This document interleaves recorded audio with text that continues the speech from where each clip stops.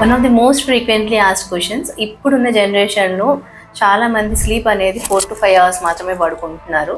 So అది హార్ట్కి ఎంతవరకు సేఫ్ అనేది చాలామంది నన్ను అడిగే క్వశ్చన్ అది.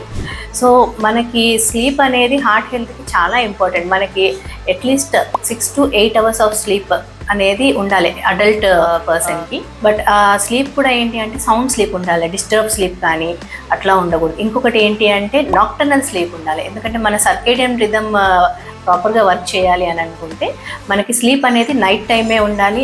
అండ్ నైట్ షిఫ్ట్ వర్కర్స్కి కూడా ఆ స్లీప్ డిస్టర్బెన్సెస్ వల్ల కూడా మనకి హార్ట్ హెల్త్ ఇష్యూస్ అనేవి వచ్చే ఛాన్సెస్ ఉన్నాయి. లాంగ్ రన్లో మనకి ఇవి కొలెస్ట్రాల్ పెరగడానికి కానీ హార్ట్ అటాక్స్ రావడానికి కానీ అవన్నిటికీ కూడా వన్ ఆఫ్ ద రీజన్ అయ్యే ఛాన్సెస్ ఉన్నాయి. సో స్లీప్ అనేది ప్రాపర్గా night time and at least 6 to 8 hours of sleep without disturb sleep అనేది వచ్చేటట్టు చూసుకుంటే చాలా మంచిది.